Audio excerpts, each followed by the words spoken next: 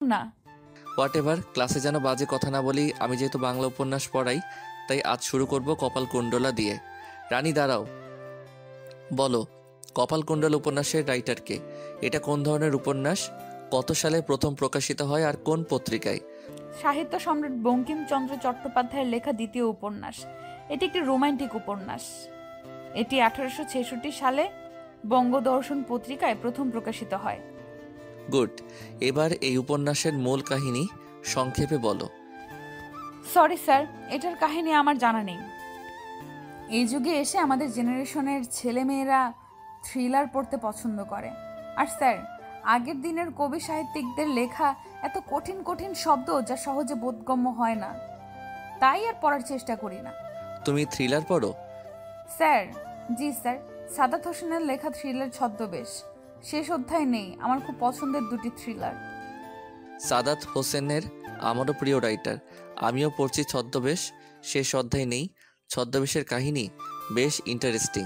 প্রথমে মনে হয়েছে পুরো ভৌতিক, বইটি সম্পূর্ণ না পড়লে রহস্য পেলানো ভার। তবে তার থেকেও রহস্যময় থ্রিলার শেষ অধ্যায় নেই। এই থ্রিলারটি যাকে ঘিরে শফিক শাহরিয়ার জন্য খুব খারাপ লেগেছে। লোকটা খুন হওয়ার পরও তাকে খুন করার চেষ্টা। এই বইটার একটা লাইন না বললেই না, আমার খুব প্রিয় একটা লাইন। পৃথিবীর সব কিছুই রাতের অন্ধকারে বদলে যায়, অন্ধকার নামলেই চেনা সব কিছু অচেনা মনে হয়। রাত খুব রহস্যময় একটা ব্যাপার, আর চা বাগানের রাত তো আরও রহস্যময়, ভৌতিক। বিকেলবেলা রিশাদ রাজকে বলল, চল শপিংয়ে যাই। কাল আমার জন্মদিন, ভাবছি কাল সন্ধ্যায় একটা পার্টি দিমু। মিনাকেও ইনভাইট করব। এখন ওর জন্য একটা শাড়ি কিনবো। ওকে চলো। এরপর তারা দুজনে শপিং করলো। রাজের ইচ্ছেতে রানীর জন্য একটা শাড়ি কিনলো, চারজনের জন্য ম্যাচিং ড্রেস কিনলো। রিশাদ মিনার জন্য নীল রঙের শাড়ি আর নিজের জন্য নীল কালারের পাঞ্জাবি কিনলো, আর রাজ কালো রঙের পাঞ্জাবি, রানীর জন্য কালো রঙের জন্য শাড়ি কিনলো। সন্ধ্যার পর রাজ রানীর সাথে বের হলো। দুজন উদ্যানের পাশে বসে নির্জন উদ্যানের সৌন্দর্য উপভোগ করছে। জানি যাচ্ছি ফেলে, সন্ধ্যার সাথে তোমাকেও স্মৃতিগন্ধা। হঠাৎ তোমার স্মৃতিগন্ধার পারু হতে মন চাইছে যে? জি স্যার, আজ পারুর মতো নিরুদ্দেশ হতে মন চাইছে। হারিয়ে যেতে ইচ্ছে হচ্ছে ব্যস্ত শহরের কোলাহল থেকে, যেখানে থাকবে না কোনো অহংকার, থাকবে না কোনো ভেদাভেদ, থাকবে না শিক্ষিত অশিক্ষিতের পার্থক্য। থাকে শুধু অন্ধকার মুখোমুখি বসিবার আমি আর পারুলতা সেন। পারুলতা সেন কে? তুমি? আমি সেন? তুমি তো স্মৃতি। আমি স্মৃতি হতে যাব কেন? মানুষ হারিয়ে গেলে স্মৃতি হয়। না, মানুষ স্মৃতি হয় না, স্মৃতি হয় সময়। কিভাবে? এই যে ধরো আমাদের রোজ কত কত গল্প, কত কত স্মৃতি, এগুলো একটু একটু করে বুকে গেঁথে থাকে। এই যে প্রতিদিনের প্রতি মুহূর্তের তুমি বুকে জমা হতে থাকো, এটাই স্মৃতি। আজ থেকে অনেক বছর পর যখন আমরা বুড়ো হয়ে যাব, তখন এই প্রতিদিনের তুমি কল্পনাতে একটু একটু করে জেগে উঠতে থাকবে। রানী হাতে তালি দিয়ে বলে, অসাধারণ হয়েছে স্যার। এক মুহূর্তের জন্য হারিয়ে গেছিলাম পারুর মাঝে। আমিও যেন এই মুহূর্তে ফরিদের মাঝে বিচরণ করছিলাম। স্মৃতিগন্ধা আমারও খুব প্রিয় একটা উপন্যাস। তবে পারুর অন্তর্ধান আমার হৃদয়কে ব্যথিত করেছে। বিচ্ছেদ সত্যি বড্ড পীড়াদায়ক। রানী একটা দীর্ঘশ্বাস ফেলে বলে, সত্যি বিচ্ছেদ বড্ড পীড়াদায়ক। সময়টাকে যদি বন্দি করার ক্ষমতা থাকতো তাহলে হারিয়ে যেতাম কৈশোরে, যে জীবনে ছিল চোখের স্বপ্ন আকাশ ছোঁয়ার। কঠিন বাস্তবতার লেশমাত্র ছিল। সময়কে বন্দি করার কি প্রয়োজন? জীবনটাকে নিজের মতো করে উপভোগ করার চেষ্টা করো। কঠিন বাস্তবতার মুখোমুখি হয়ে লড়াই করে যাও। মন থেকে আবেগ নামক বস্তুটাকে ছুঁড়ে ফেলে দাও। দেখবে জীবনে কোনো কিছুই কঠিন থাকবে না। জীবনে এমন কিছু কঠিন বাস্তবতা থাকে যাকে চাইলেও ছুঁড়ে ফেলা বা উপেক্ষা করা যায় না। হয়তোবা রাইট অথবা রং, হোয়াট এভার। চলো এবার ফেরা যাক। পরদিন ভার্সিটিতে আসা মাত্রই রিশাদের ফোন পেল মিনা। কিছু বলবেন স্যার? একটু আমার রুমে আসো তো। কেন স্যার? আসতে বলছি, আসবা। তারপর না হয় কেনর উত্তরটা মিলাবা। Okay sir. কি হলো রিশাদ স্যার, আবার মনে হয় তোকে ডাকছে? তাছাড়া আবার কি, চল গিয়ে শুনে আসি কি বলে। আমাকেও যেতে হবে, না গেলে হয় না। তুই আমার সাথে যাবি? আর কোনো কথা নেই। ওকে চল। তুই তো নাছর বান্দা, না গেলে না নিয়ে ছাড়বি না। মিনা রিশাদ আর রাজের রুমের সামনে এসে স্যার আসবো? আসো। মিনা একা একাই ভিতরে গেল। রানী দাঁড়িয়ে রইল দরজার পাশে। রুমে রাজু ছিল। কিছু বলবেন? রিশাদ একটা শপিং ব্যাগ মিনার সামনে ধরে বলে, এটা তোমার আর রানীর জন্য। আজ আমার জন্মদিন, তোমরা দুজনেই আমার পার্টিতে আসবা। তোমার জন্য একটা সারপ্রাইজ আছে। এটা কি আছে? তোমাদের দুজনের জন্য দুটো শাড়ি, নীল রঙেরটা তোমার আর কালো রঙেরটা রানীর। এই শাড়ি পরে আসবা কিন্তু। এইগুলো আমি নিতে পারবো না, ক্ষমা করবেন। আর আমরা কোনো পার্টিতে যাই না, ক্ষমা করবেন। রিশাদ রেগে গিয়ে মিনাকে একটা ধমক দিল। কি বললে তুমি? এত বড় সাহস তোমার আমার মুখের উপর না বলো? আমার কথা না শুনলে তোমার অবস্থা কি করব তা তুমি নিজেও কল্পনা করতে পারবে না। সরি স্যার, আসবো। তবে আমার একটা শর্ত আছে। কি সত্য? পার্টিটা ম্যাক্স ক্যারেটে হতে হবে। ওকে। মিনার কোনো কথা না বলে সেখান থেকে দ্রুত কেটে পড়ল। রানী মিনার পিছু পিছু হাঁটছে আর জিজ্ঞেস করছে, কি হলো, এত দ্রুত হাঁটছিস কেন? আর তোর হাতে ব্যাগে কি আছে? আগে ক্লাসে চল, তারপর সব বলছি। রানী আর মিনা ক্লাসে এসে বসলো। আমি কিন্তু এখনো আমার প্রশ্নের উত্তর পাইনি। ব্যাগে আছে দুইটা শাড়ি, একটা তোর একটা আমার। আজ স্যারের জন্মদিন, আর এই শাড়ি পরে আমাদের যেতে বলছে। কি? আমি যাব না। আর আমি অচেনা একটা পুরুষের দেওয়া শাড়িটাই বা নিতে যাব কেন? বোন, তোর দুটো পায়ে পড়ি, এসব করিস না। তুই আজও আমার সাথে যাবি। রিশাদ স্যার পুরো একটা সাইকো। পার্টিতে না গেলে আমার অবস্থা না জানি কি করবে। তুই নিশ্চয়ই চাস না আমার খারাপ কিছু হোক। ওকে, আমি শুধু তোর মুখের দিকে তাকিয়ে যাব, কিন্তু শাড়িটা পরতে পারবো না। শুধু আজকের মতো অনুরোধ করছে, শাড়িটা পরবি প্লিজ। এমন সময় রিশাদ ক্লাসে আসলো। রিশাদকে দেখে রানী আর মিনা দুজনেই চুপ হয়ে গেল। ক্লাস শেষ হলে রানী আর মিনা বাসায় আসলো। রানীর প্রচণ্ড রকম মেজাজ খারাপ হয়ে আছে, কারণ রানীর কোনো ইচ্ছে নেই পার্টিতে যাওয়ার। অনিচ্ছা সত্ত্বেও যেতে হচ্ছে মাইন্ড ফ্রেশ করার জন্য। দুপুরের খাবার খেয়ে একটা ঘুম দিল। আছরের পর উঠে নামাজ পড়ে হালকা চা নাস্তা খেয়ে দুজনে অপেক্ষা করতে লাগলো মাগরিবের আজানের জন্য। আজান হলে নামাজ পড়ে রেডি হয়ে পার্টিতে যাবে। এদিকে রিশাদ একটা হোটেলে পার্টির আয়োজন করছে। যে রুমে পার্টিটা করবে সেটাকে সুন্দর করে সাজানো হয়েছে। মাগরিবের আজান হলে রানী আর মিনা নামাজ পড়ে রেডি হতে লাগলো। দুজনেই শাড়ি পরে, মাথায় হিজাব পরে, মুখ আপাতত মাস্ক পরে নিল। পার্টিতে গিয়ে মুখোশ পরবে।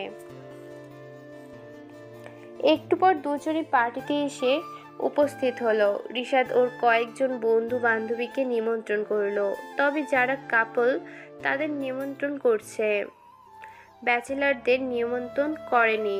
পার্টিতে ব্যাচেলার বলতে রাজ, তবে তাকে কি ব্যাচেলার বলা যায়? সে তো নিজের ইচ্ছেতে ব্যাচেলার, বিবাহিত ব্যাচেলার। এক এক করে সবাই পার্টিতে আসলো। কাপলদের সবার পোশাক ম্যাচিং করা, মানে বর যে রঙের পাঞ্জাবি পরছে, বউ সেই রঙের শাড়ি পরছে।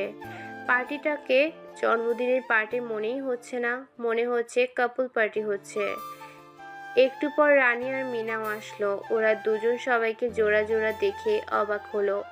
মনের মধ্যে কিছুটা ভয় ভয়ও করছে। রিশাদ তার বন্ধুদের সাথে কথা বলছে। রিশাদ মিনা আর রানীকে দেখে এগিয়ে আসলো। আমি জানতাম তোমরা আসবে, এসো। মিনা মনে মনে বলে, শয়তান, যেইভাবে ভয় দেখাইছো, না এসে উপায় আছে? মিনা আর রানী রিশাদের পিছু পিছু আসলো। রিশাদের বন্ধু রবিন এসে বলে, দোস্ত, তাহলে এরাই বুঝি তোর স্পেশাল অতিথি? শুধু কি স্পেশাল, তার থেকেও বেশি। আর অতিথি না আপনার জন্য? আর একজন বান্ধবী শাইলা বলে, কোনজন আমাদের ভাবি হতে যাচ্ছে? এই কথা শুনে মিনার চক্ষু চড়ক গাছ। এবার মিনা আর রানী কিছুটা আন্দাজ করতে পারলো পার্টিতে ঠিক কি হতে যাচ্ছে। একটু ওয়েট কর, জানতে পারবি। চল তাহলে কেকটা এখন কেটে ফেলি। রিশাদ কেকের সামনে দাঁড়িয়ে ফু দিয়ে মোমবাতিগুলো নিভিয়ে দিল। এরপর কেকটা কাটার সময় সবাই হাতে তালি দিয়ে বলল happy birthday to Rishad. Rishad মিনাকে ইশারায় বলল কেক তুলে তাকে খাইয়ে দিতে। মিনা ইচ্ছে না থাকা সত্ত্বেও সামাজিকতার খাতিরে রিশাদকে কেক খাইয়ে দিল। রিশাদ মিনাকে খাইয়ে দিলে গেলে সে মাস্ক খুলতে অস্বীকৃত জানায়। রিশাদও আর জোর করলো না। রিশাদ এক এক করে সবাইকে কেক খাইয়ে দিল। শুধু মিনা আর রানী কেক খেলো না, কারণ সবার সামনে নিজের মুখ উন্মুক্ত করতে চাইছে না। এবার রিশাদ বলল, যে কারণে আজ আমি পার্টির আয়োজন করছি, এখন সে কাজটা করব। মিনা আমার কাছে আসো। মিনা রিশাদের কাছে আসলে রিশাদ একটা রিং বের করে হাঁটু গেড়ে বসে মিনার সামনে ধরে বলল, মিনা, আমি তোমার ক্যাপ্টেন টিন হতে চাই। তুমি কি আমার কাগজের ব্যালোরিনা হবে, যাদের দুটি হাত একটি হাতে পরিণত হয়েছিল? মিনা অবাকের চরম পর্যায়ে পৌঁছেই চোখ দুটো রসগোল্লা করে রিশাদের দিকে তাকিয়ে মনে মনে বলছে, বাপ রে বাপ, ভাবা যায়? প্রপোজের মধ্যেও সাহিত্য টেনে এনেছে। কি সিরির প্রপোজের! কি হলো, কথা বলছো না কেন? স্যার, তারা কিন্তু আগুনে পুড়ে এক হয়েছিল। মানে পুড়ে যাবার পর তাদের হৃদয় জুড়ে একটা হৃদয় হয়েছিল। হোয়াটএভার। আমি কি আপনার সাথে একটু একা কথা বলতে পারি?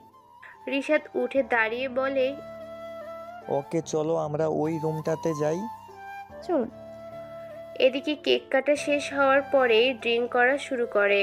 রাজ আজ মনের মাধুরে মিশিয়ে ড্রিঙ্ক করেছে। এবার সে নেশায় বুঁদ হয়ে আছে। এখন ক্যাপল ড্যান্স হবে। Music please. কিন্তু তুই তো ব্যাচেলার। তাতে কি, এখন আমার পার্টনার হবে আমার ছাত্রী রানী। বলেই রাজ রানীকে হাত ধরে টেনে নিজের খুব কাছে নিয়ে আসলো। এক হাত কোমরে আর এক হাত কাঁধে রাখলো। রানী যেন রাজের স্পর্শে শিউরে ওঠে। রানীর মুখ থেকে কথা সরছে না। এই মুহূর্তে যেন রানী বোবা হয়ে গেছে। বুঝতে পারছে না ও এখন কি করবে। কোনোদিন এমন পরিস্থিতির সম্মুখীন হতে হয়নি। মিউজিক অন হলে সবাই ড্যান্স করা শুরু করলো। এদিকে রিশাদ মিনাকে রুমে নিয়ে আসলো। বলো, কি বলতে চাও? আসলে স্যার, সত্যি বলতে আপনার জন্য সেই ফিলিংসটা এখনো আমার মনে তৈরি হয়নি। শুধু শুধু নিজেকে আর আপনাকে ঠকাতে চাই না, তাই বলছি আমার একটু সময় প্রয়োজন। আমারও তো আপনাকে ভালোবাসতে হবে। এই কথাগুলো সবার সামনে বলতে পারতাম না, কিন্তু আপনাকে সম্মানের কথা চিন্তা করে এখানে আসতে বলছি। Sorry sir. ওকে, সমস্যা নেই, তুমি সময় নাও। চলুন স্যার। জনে চলে আসে, দেখলো সবাই ড্যান্স করছে। এদিকে রাজ রানীকে জড়িয়ে ধরে ঘাড়ে একটা ডিপ কিস করলো। এবার রানীর রাগটা আর কন্ট্রোল থাকলো না। রাজ জোরে একটা ধাক্কা দিয়ে ফেলে দিল। শালা মাতাল, পুরো আউট অফ কন্ট্রোল। মিনা, তুই কি যাবি নাকি আমি একাই চলে যাব? দাঁড়া, আমিও যাব। আসি স্যার। বলে দুজন বেরিয়ে পড়লো। রানী শুধু রাগে কটমট করছে। মিনা বারবার করে জিজ্ঞেস করছে, কি হলো তোর? এত রেগে আছিস কেন? কিছু হয়নি। তাহলে কি এমনি রেগে আছিস? বললাম না কিছু হয়নি।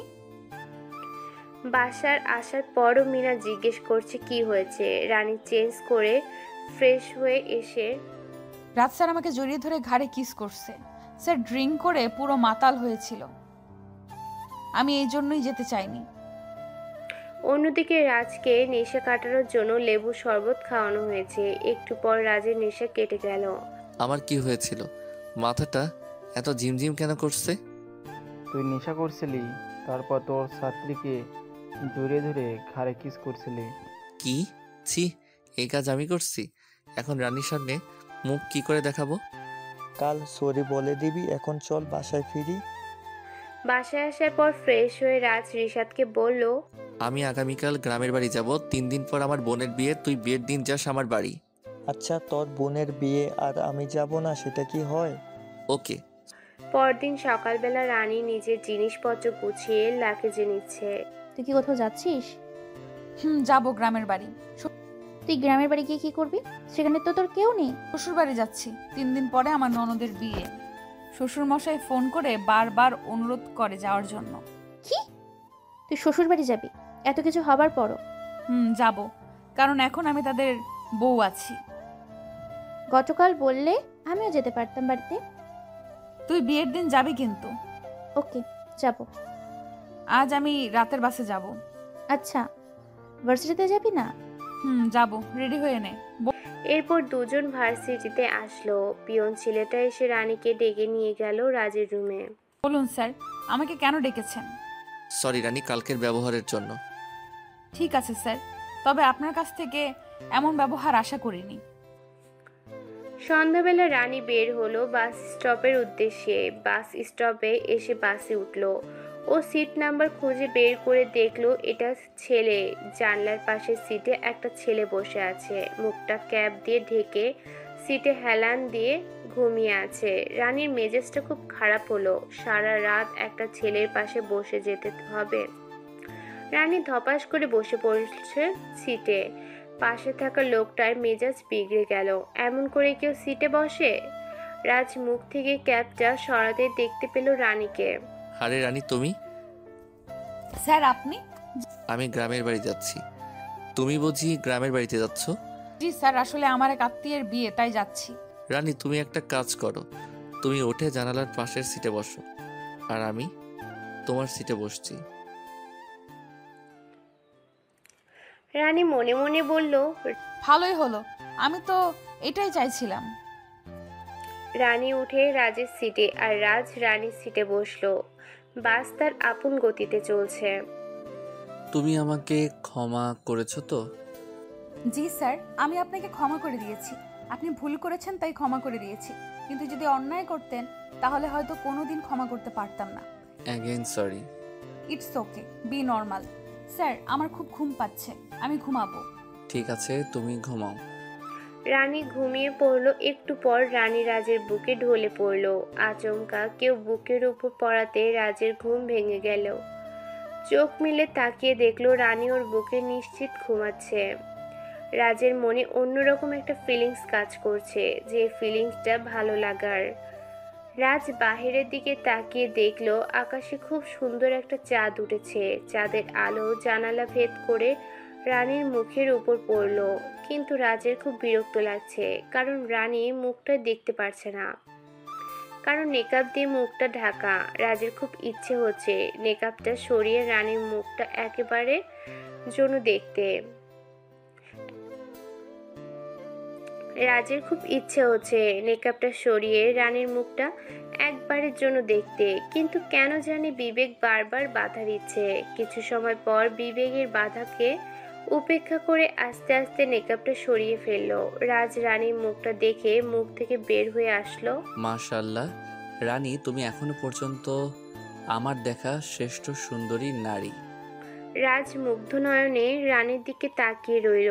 এই মুহূর্তে রাজের মনে হচ্ছে সময়টা যদি হাতের মুঠোয় বন্দি করে রাখতে পারত। রাজের আর তর সইল না, ফোন বের করে একটা সেলফি তুলে নিল। আরও কিছু সময় রানীর দিকে তাকিয়ে থেকে আবার আস্তে করে নেকাবটা তুলে দিল। রাজেরও চোখটা লেগে গেল, কখন যে ঘুমিয়ে পড়ছে টের পেল না। সকাল হলে রানীর ঘুম ভেঙে যায়। চোখে মেলে নিজেকে রাজের বুকে দেখে ধরফরিয়ে উঠে বসলো। মনে মনে বলছে, ছি ছি, আমি এইভাবে স্যারের বুকে ঘুমিয়েছি। যদি স্যার দেখতো তাহলে কি না কি মনে করতো। একটু পর বাস তাদের স্টপে এসে পড়লো। স্যার উঠুন, আমরা এসে পড়ছি।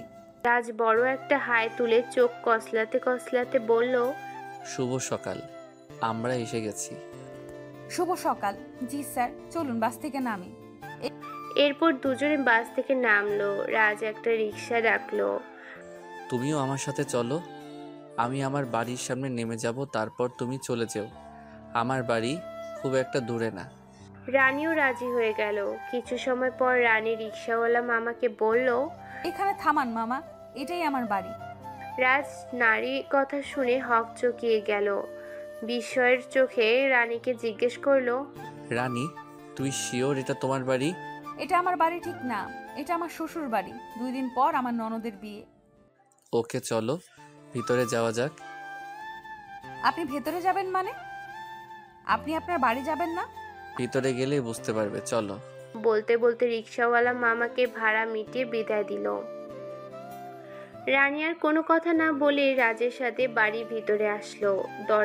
লক করতে দরজা খুলে দিল রাইসা। ভাইয়া, তোর সাথে কোনো কথা নেই। আমি তো তোর উপর খুব রেগে আছি। আমার বিয়ে 2 দিন পর, আর তোর আসার সময় এখনই হলো। 4 দিন পর আসতি। আগে ভিতরে তো যেতে দিবি? রানীর এবার পুরো ব্যাপারটা ক্লিয়ার হয়ে গেল। রাজি হলো ওর বর। রাজ ভেতরে ঢুকলে রাইসা রানীকে দেখতে পেল। আরে ভাবি, তুমিও আসছো দেখছি। আসো, ভিতরে আসো। আপু, তোমাকে একটা কথা জিজ্ঞেস করব। হ্যাঁ বলো। উনি কি তোমার ভাই? হ্যাঁ ভাবি, সে আমার ভাই আর তোমার বর। ও আচ্ছা। এই ওয়েট, তোমরা কি দুজনে একসাথে এসেছো? আপু, পরে বলবো। আগে তুমি আমাকে তোমার রুমে নিয়ে চলো। সারা রাত বাসে ছিলাম, এখন ফ্রেশ হওয়ার দরকার। তুমি আমার রুমে যাবে কেন? চলো, তোমাকে আমি ভাইয়ার রুমে দিয়ে আসি। আপু প্লিজ, এখন তোমার রুমে চলো। ভাবি, বাড়ি ভর্তি মেহমান, এখন তুমি যদি আমার রুমে যাও সেটা কি ভালো দেখাবে? এমন সময় রাজের বাবা মা আর অভি আসলো। কে এসেছে রাইসা? মা, ভাইয়া আর ভাবি আসছে। কে এসেছে? তোমরা এসে দেখো না। ভাবি, চলো আপাতত লিভিং রুমে বসো, তারপর না হয় আমার রুমে যাবে। রানী এসে লিভিং রুমে সোফায় বসলো। অভি রানীকে দেখে তো পুরাই অবাক। রানী, তাহলে তুই আমার ভাবি? হ, কপাল দোষে। এটা কেমন কথা বৌমা? কেন, তুমি বুঝতে পারছো না? বৌমা তো ঠিকই বলেছে। আমি বাঁদরে গলায় মুক্তমালা ঝুলিয়ে দিয়েছি। রানী বাবা মাকে মুখে সালাম দিয়ে জিজ্ঞেস করলো, কেমন আছেন আঙ্কেল আন্টি? রাজের মায়ের খুব বিরক্ত লাগছে রানীর মুখে আন্টি ডাকতে শুনে। রাজের মা রানী দিয়ে ব্রক্ষু চোখে তাকিয়ে বলল, আঙ্কেল আন্টি মানে কি? আমরা তোমার শ্বশুর শাশুড়ি না? বাবা মা বলে ডাকতে কি লজ্জা লাগে? মা, তুমি কোন মুখে আশা করো ওর মুখ থেকে মা ডাক শোনার? ও যে এসেছে আমার সম্মান রক্ষা করতে, সেটাই তো আমাদের ভাগ্যের ব্যাপার। ভাইয়া যা ওর সাথে করেছে, আমি হলে তো আসতামই না। রাজ উপরে দাঁড়িয়ে সবটা দেখছে। রাজ মনে মনে বলছে, আমি ভাবতেও পারিনি তুমি আমার বউ। আগে জানলে হয়তো বাসর রাতে খারাপ বিহেভ করতাম না, বাসরটা করেই নিতাম। সমস্যা নেই রানী, আমি জানি তোমাকে মানাতে আমার অনেক কষ্ট হবে। আমিও প্রস্তুত। এবার থেকে আমি হয়ে যাব তোমার ডেঞ্জারাস ক্রেজি পর। আমি একটু ফ্রেশ হতে চাই, বাকি কথা তারপর হবে। ওকে মা, তুমি রাইসার সাথে ওর রুমে যাও। ঠিক আছে বাবা। অভি, আমার লাগেজটা নিয়ে আয়। ওই, আমি তোর চাকর না, পারবো না আমি। বাবা অভি কান ধরে বলল, ওই তুই কি? ও তোর বড় ভাবি, ভাবি বলে ডাকবি। আর তুই না, তুমি বা আপনি বলবি। যা এখন লাগেজ দিয়ে আয়। বাবা, আমার কানটা তো ছাড়ো, লাগছে আমার। দিয়ে আসছি, লাগছে। রানী রাইসের সাথে চলে গেল রুমে। অভিও পিছু পিছু আসলো লাগেজ নিয়ে। রুমে এসে অভি রানী মাথার একটা গাঁটটা মারলো। বাড়িতে আসতে না আসতেই ভাবিগিরি শুরু করে দিলি। আবার তুই তুকারি? দাঁড়া, আমি তোর বাবাকে ডাকছি। সরি ভাবি, আর ভুল হবে না। আমি এখন আসি, বাবাকে আর ডাকতে হবে না। যাও ভাবি, ওয়াশরুমে। এমন সময় রাজের মা আর বাবা আসলো। রাজের মায়ের হাতে একটা শাড়ি। বৌমা, তোমাকে একটা অনুরোধ করছি, এই শাড়িটা পরে নিচে এসো, কারণ বাড়ি ভর্তি মেহমান। এখন বউকে যদি বউর মতো না লাগে, তখন ব্যাপারটা কেমন দেখায় তুমিই বলো। আমি আর আপনার বাড়ির বউ হতে পারলাম কোথায়? তবু আপনার অনুরোধ আমি রাখবো আন্টি। মা, তোমার কাছে আমারও একটা অনুরোধ আছে। কি অনুরোধ আঙ্কেল? বাড়িতে যতদিন মেহমান থাকবে ততদিন তুমি আমাদের বাবা মা বলে ডেকো, আর রাজের রুমে থাকবে। কিন্তু আঙ্কেল। প্লিজ মা, আর কোনো কিন্তু টিন্টু বলবে না। ঠিক আছে বাবা। রাজের বাবা মায়ের মুখে হাসি ফুটলো। তুমি ফ্রেশ হয়ে নিচে আসো, আমি নাস্তা রেডি করি। আচ্ছা মা। রানী শাওয়ার নিয়ে শাড়ি পরে সিঁড়ি ভেঙে নিচে নামছে। বাকিরা সবাই ডাইনিং এ বসে আছে। রাজ রানীকে দেখে হা হয়ে তাকিয়ে আছে। অভি একবার ভাইয়ের দিকে তাকাচ্ছে আর একবার ভাবির দিকে তাকাচ্ছে। ভাইয়া, তুমি তোমার মনে লাড্ডু ফোটাতে অনেক দেরি করে ফেলেছো। এই মেয়ে বড্ড অভিমানী। একে দেখো মানাতে পারো কিনা। আমি একে সেই প্রাইমারি পড়াকালীন থেকে জানি। তোকে এত ভাবতে হবে না, চুপচাপ খেতে থাক। রানী এসে একটা চেয়ার টেনে বসলো। বাহ ভাবি, তোমাকে তো শাড়িতে খুব সুন্দর লাগছে। আর এমনিতেও তুমি খুব সুন্দর। ধন্যবাদ আপু। আপু ধন্যবাদ।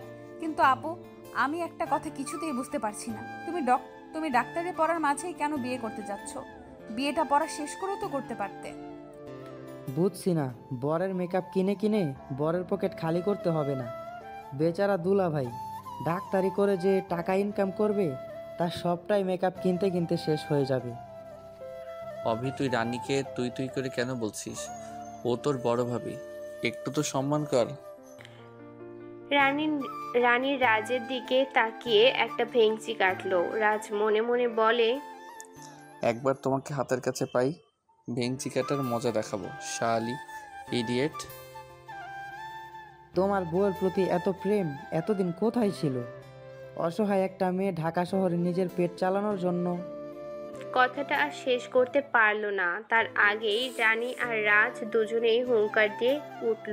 রাজ, অভি অনেক হয়েছে, এবার তুই চুপ করবি? কথাটা বলে দুজন দুজনার দিকে তাকালো। দারুণ, দুজনার কত মিল। অভি, তুই কিন্তু আমাকে অপমান করছিস। আমি মোটেও মেকআপ করিনি। মেকআপ করিস না তো? আমাকে বিদেশ থেকে মেকআপ আনতে বললি কেন? বিয়ের দিন মেকআপ করব তাই। হোয়াট এভার, আমি একটা ব্যাপারে হিসাব মিলাতে পারছি না। ভাইয়া আর ভাবি, তোমরা দুজনে কি একসাথে এসেছো? হ্যাঁ, আমরা দুজন একসাথে এসেছি। কিন্তু কি করো? তুই তো ভাবিকে চিনিস না তাহলে? তোর ভাবি আমার ছাত্রী, তোর ভাবি আমাদের ভার্সিটিতে ভর্তি হয়েছে। তাহলে এবার তো বুঝলি আমাদের ভাবি গ্রামের অশিক্ষিত মেয়ে না। এই কথাগুলো তোরা আমাকে আগে বলিসনি কেন? তুই আমাদের সুযোগ দিচ্ছিস, তার আগে যা করার করে ফেলেছিস। রানী এই বাড়িতে শুধু আমার অনুরোধে এসেছে, তাই আমি চাই না তুমি এমন কোনো কাজ করো যাতে রানী আবার কষ্ট পায়। না বাবা, আর ভুল করব না। এবার সবটা ঠিকঠাক করে নিব। রানী মনে মনে বলল, আপনি চাইলেই সবকিছু ঠিকঠাক হয়ে যাবে। কিছুতেই না। আপনি আমাকে অনেক কষ্ট দিয়েছেন, আমি কোনো কিছু ঠিক হতে দিব না। বিয়েটা ভালোই ভালোই মিটে গেলে আমি চলে যাব। নাস্তা করে রাজ তার রুমে চলে গেল। রাইসা আর রানী রাইসার রুমে আসলো। আপু, আমি এখন একটু ঘুমাবো, শরীরটা খুব ক্লান্ত লাগছে। ঘুমাবো? তবে এখন আর ভাইয়া, রুমে চলো, আমি তোমাকে রুমে দিয়ে আসি। আপু প্লিজ, এখন না। বাবা কি বলছো, মনে নেই? বুঝেছি, আমার আর ঘুম হবে না, চলো। রাইসা রাজের রুমের সামনে এসে দরজায় নক করে বলল, ভাইয়া আসবে। আয়, দরজা খোলাই আছে। রাইসা আগে রুমে ঢুকলো, ওর পিছু রানী। ভাইয়া, তোর বউকে তোর রুমে রেখে গেলাম। আচ্ছা, তুই এখন যা। রাইসা চলে গেল। রানী ফ্লোর একটা পার্টি বিছিয়ে নিল। যখনই বিছানার উপর থেকে বালিশ আনতে যাবে তখনই রাজ রানীর হাতটা ধরে ফেলল। কি হলো? আপনি আমার হাত ধরলেন কেন? ফ্লোর না, বিছানায় ঘুমাও। সরি, সেই অধিকার আপনি আমার কাছ থেকে অনেক আগেই কেড়ে নিয়েছেন। এবার হাতটা ছাড়ুন, আমি ঘুমাবো, প্রচণ্ড ক্লান্ত লাগছে। রানী, আমাকে ক্ষমা করে দাও। রানী একটা তাচ্ছিল্যের হাসি দিয়ে বলে, ক্ষমা ফর হোয়াট? আমরা কি সবকিছু ভুলে গিয়ে আর 5টা স্বামী স্ত্রীর মতো জীবন কাটাতে পারি না? কি বললেন? আমরা স্বামী স্ত্রী? কবে থেকে? আমি তো তোমার সেই অচেনা অনুভূতি, যাকে ঘিরে তোমার সমস্ত স্বপ্ন দেখো। অচেনা অনুভূতিটা অচেনাই থাক। স্বপ্নগুলোকে আমি সেদিন উড়িয়ে দিয়েছি, যেদিন আপনি আমাকে মুখ না দেখার দিব্যি দিয়েছিলেন। স্বপ্ন দিয়ে তুমি যে ঘরটা সাজিয়েছো সেটাকে আমি বাস্তব রূপ দিতে চাই। হ্যাঁ, হ্যাঁ সাজিয়েছি, তবে সেটা বালিঘর। সমুদ্রের ঢেউ এসে ঘরটা ভেঙে চুরে গুড়িয়ে দিয়েছে। আমাকে আর একটা সুযোগ দাও। বুঝছে, এই রুমে এই মুহূর্তে থাকা আমার পক্ষে সম্ভব না। আপনার বাবা খুব করে অনুরোধ করেছিল বলে এসেছি। ভেবেছিলাম আপনার মুখ হয়তো দেখবো না, কোনো রকম বিয়ের অনুষ্ঠান মিটে গেলে তারপরে দিনই চলে যাব। কিন্তু আপনি যে আমার বর সেটা জানলে আমি কখনোই আসতাম না। বলে ফোনটা হাতে নিয়ে ছাদে চলে আসলো। রাজ বোকার মতো রানীর যাওয়ার পানে তাকিয়ে রইল আর মনে মনে বলল, এই মেয়েকে মানানো এতটা সহজ হবে না। বাবা ঠিকই বলেছে, আমার জন্য সে বেস্ট লাইফ পার্টনার নিয়ে এসেছে, শুধু আমি চিনতে পারিনি। রাজ রিশাদকে ফোন দিল। হ্যালো দোস্ত, কেমন আছিস? আলহামদুলিল্লাহ, ভালো। তুই? আলহামদুলিল্লাহ, আমিও ভালো আছি। তোকে একটা আশ্চর্যের খবর জানাবো। কি এমন ব্যাপার যে আশ্চর্য হতে হবে? তুই একটা কাজ কর, এখনই চলে আয় আমাদের বাড়ি। আগে খবরটা তো বল। বলছি, আমার বউকে জানিস? না বললে জানবো কিভাবে? আমাদের ছাত্রী রানী। কি তুই শিওর? তোর শালা শিওর না হয়ে বলি তোকে, কাল আমরা একসাথে এসেছি আমাদের বাড়ি। এখন তুই কি চাস? বড্ড ভুল করে ফেলেছি রে। আগে যদি জানতাম রানী আমার বউ, তাহলে এই ভুলটা কোনোদিন করতাম না। এই জন্য বলছি তুই তাড়াতাড়ি আয়, তোর হেল্পের প্রয়োজন। আর শালা, তুই কালকে কাজটা কি করলি? একটা মেয়ে ঠিক মতো করে প্রপোজও করতে পারলি না। প্রপোজ করার কি স্ত্রী? আমি তোমার ক্যাপ্টেন টিন হতে চাই, তুমি কি আমার কাগজের ব্যালোরিনা হবে? বাদ দে, আমি আসছি তোর বাড়ি, বিকেলেই এসে পড়বো। ওকে, রাখছি, সাবধানে আসিস। ওকে, বাই। এদিকে রানী মিনাকে ফোন করলো। হ্যালো মিনা, কেমন আছিস? আলহামদুলিল্লাহ, তুই? আমিও ভালো আছি। কি করছিস? এই তো ভার্সিটিতে যাব, তাই রেডি হচ্ছি। তোকে আর ভার্সিটিতে যেতে হবে না, চলে আয় আমার শ্বশুর বাড়ি। এখানে তো একটা মস্ত বড় ড্রামা হতে যাচ্ছে, তুই মিস করবি কেন? চলে আয়। মানেটা কি? একটু পরিষ্কার করে বল। বলছি আমার বরকে জানিস? কে তোর বল?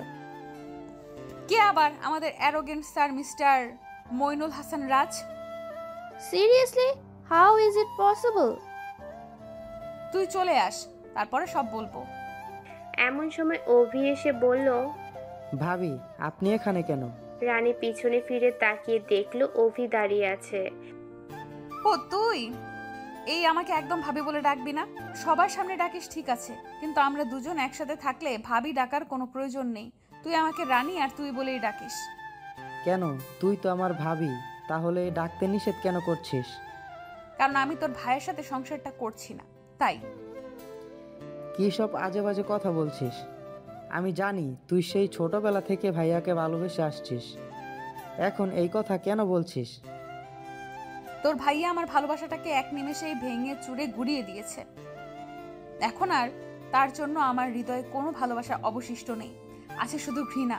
আমি আমার হৃদয়ে বড় একটা তালা ঝুলিয়ে দিয়েছি। আর তাছাড়া তোর ভাইয়া একটা ক্যারেক্টারলেস। আমি তোর শেষের কথাটা মানতে পারলাম না। তাহলে শোন, তোর ভাইয়া গতকাল আমার সাথে কি কি করেছে। এরপর জন্মদিনের পার্টির কথা বলল। দেখ, তখন সে নেশাগ্রস্ত ছিল, তাই হয়তো করেছে। সজ্ঞানে থাকলে করতো না। হয়েছে বাদ দে। তোর ভাইয়ার আর সাফাই গাইতে হবে না। তাছাড়া তোর ভাইয়া একটা মেয়েকে 5 বছর যাবৎ ভালোবেসে আসছে। এবার বুঝলাম মেয়েটি তাকে ছেড়ে কেন বিদেশে চলে গেছে। কোনোভাবে হয়তো জানতে পেরেছে তোর ভাইয়া বিবাহিত। যাই হোক, তোকে একটা পরামর্শ দেই, সব কিছু ভুলে গিয়ে জীবনটা ভাইয়ার সাথে নতুন করে শুরু কর। তার সম্ভব না। তোর ভাইয়ের যে সময়টায় আমার পাশে থাকা খুব প্রয়োজন ছিল তখনই পাইনি। একা একটা অনাথ মেয়ে দাদু ভাইয়াও আমাকে ছেড়ে পাড়ি জমিয়েছে বিদেশে। তোর ভাইয়ের দিব্যি কোনো কুল কিনারা খুঁজে পাচ্ছিলাম না। কোথায় যাব, কি করব? তখন যদি মিনা আমাকে আশ্রয় না দিত, জানি না কোথায় আমার ঠিকানা হতো। সবটাই বুঝলাম, তারপরও বলবো সে তোর বর। যা করবি ভেবেচিন্তে করবি, যাতে পরবর্তীতে আফসোস করতে না হয়। মিনা কথা বলতেই মনে পড়ল, তুই আর মিনা কি একসাথে থাকিস? হ্যাঁ, কেন? ওর ফোন নাম্বারটা দিবি? আপুর বিয়েতে আসতে বলতাম। আমি ওকে ফোন করে দিয়েছি, ও আসছে। আসতে আসতে বিকেল হয়ে যাবে। ওকে, এখানে কি থাকবি নাকি নিচে যাবি? তুই যা, আমি একটু পর আসবো। ঠিক আছে, থাক তাহলে। রাজ ছাদের দরজার সামনে দাঁড়িয়ে সবটা শুনলো।